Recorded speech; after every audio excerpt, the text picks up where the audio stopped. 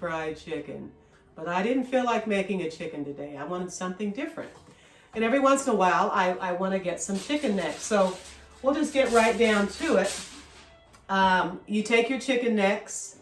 You are going to add yellow mustard.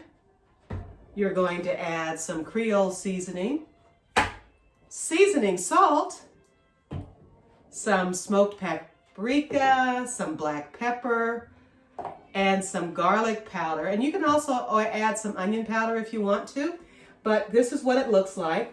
And you will want to stir that up really well in your favorite bowl. You know me, I have a favorite cup, I got a favorite bowl, I got a favorite plate, and I got a favorite skillet. Matter of fact, we're going to cook this up in the black skillet today. Cast iron skillet, old style, old school.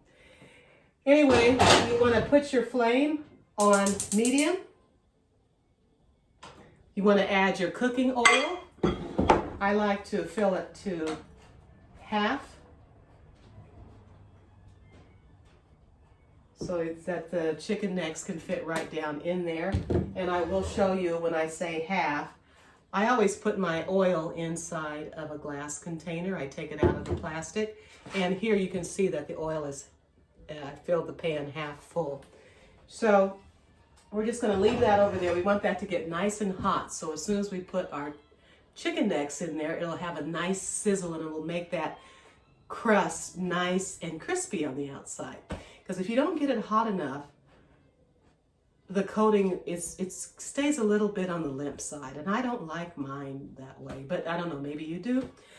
So anyway, you want to, oh, the other thing I added in here is some crushed red pepper flakes. I think you can probably see those in the bowl. From there, you want to take, and I do all of this right in one bowl. I don't try to, I try to keep my kitchen very clean. Oh, I have a friend who's got a beautiful kitchen. I would love to make fried chicken in his kitchen. I would love to do my whole show in his kitchen. Anyway, I digress. So you're just going to dig right in there and the jar, and you're just going to sprinkle like maybe 3 handfuls of flour right over your chicken necks, okay? And you have to not mind getting your hands a little messy. I always wear an apron, and I suggest you do too. And what we're going to do once we put the flour in there, we add our parsley. Get that open here. We add our parsley. Just be pretty generous with it. It gives it a nice flavor. We're going to add our smoked paprika. Because, first of all, you season your chicken necks, and then you're going to season your flour. And from there, you want to put a little bit of seasoning salt in there too. Not too much. I don't know if some of you have high blood pressure and you might not be able to do salt. And if you can't, there's a substitute. Use a salt substitute or use something called Mrs. Dash, which is quite a bit more healthy for you. But we're going to make this old school the way my grandmother did it. Her name was Odessa. Okay, and then we're going to put just a little bit more black pepper in there. And I like to be a little generous. I like mine to have a lot of flavor and a little bit of heat. That's why I add, when I put in the mustard, I also sprinkle in some hot sauce in there. And so all of those flavors just kind of blend in together. So you're just going to take your hands and just going to mix that up really well. I'm trying to do this so I don't take up too much of your time. Okay, and we've got all of our chicken necks nicely coated with the flour mixture. And you're just going to take a pair of tongs and you're going to put each one of these into the frying pan. And you don't want to crowd the pan, because when you crowd the pan, it doesn't cook up as crispy. I like to do this really with my fingers. I was about to dip my fingers in there and do it, but it is a little bit messy. So we just want to put those in there. Do you hear the sizzling? That's the sound that it should make when you put these in. If it's not sizzling like that, you're not going to get the good crispy crust on the outside. Let's see how many of these we can fit in our pan easily. And if you have to move them around a bit, it's okay. And it's interesting, there's no one here this evening but me, so I'm going to have a feast. My dinner is going to be all chicken necks. I might put some, I might make some cabbage and carrots and put that as a side dish. And see, it's getting a little bit crowded, so I'm going to save those last two for later. So you're just going to let those fry up. We let you take a look at this. This is what we've got so far.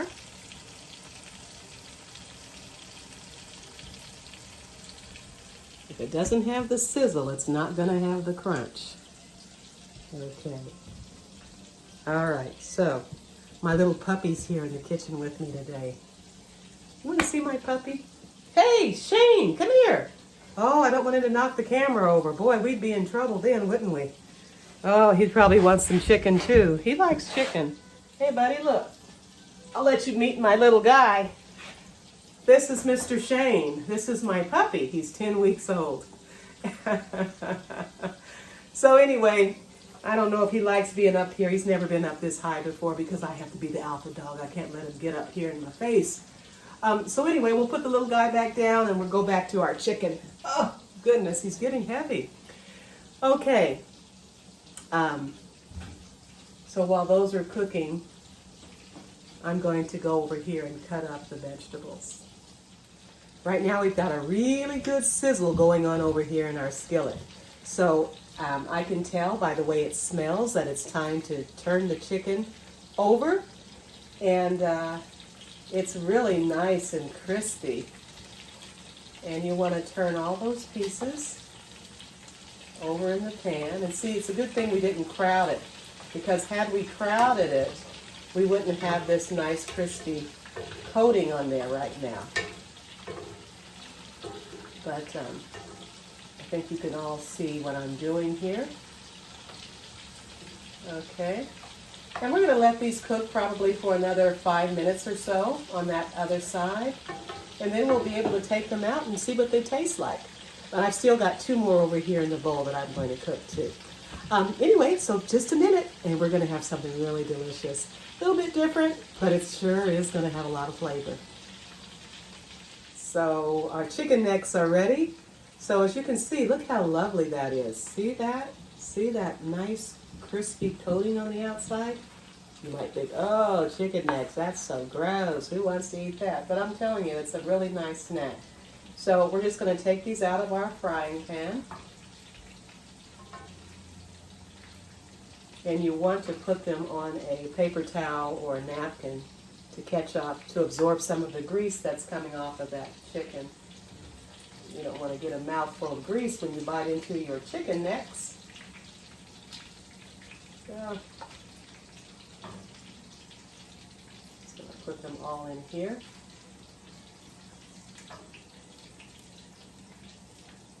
They're nice and golden brown. Isn't that beautiful? Ooh, some of the crunchies just came off. That's the best part. Okay. And so now we've got a, ooh, look at all these lovely crunchies in here. This is very tasty. So you just want to put those right over the top. And you don't want to leave those in the pan. And that's delicious eating. Okay. And we're just going to pop those last 2 chicken necks in our pan and let those fry up. But pretty much that's it. These are fried chicken necks. And I want to say thank you so much for tuning in and watching my show. And if you make this, please don't hesitate to put something in the comments. But please be nice. We like to bring people together in a positive way at Corita's Corner in my kitchen. So let's keep it nice. Let's keep it positive. And you all take care and be safe. And we'll see you next time. Next time we might make a whole fried chicken. All right. Take care. And you know what I always like to say. Treat yourself to something sweet and be sweet to somebody.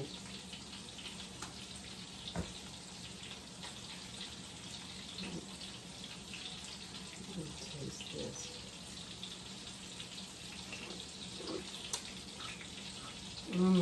God.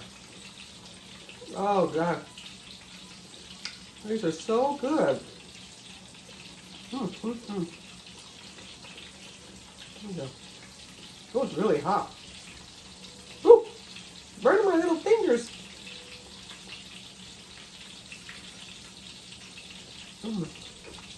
Ah.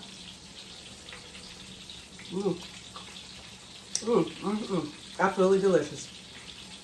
Bye-bye. See you next time.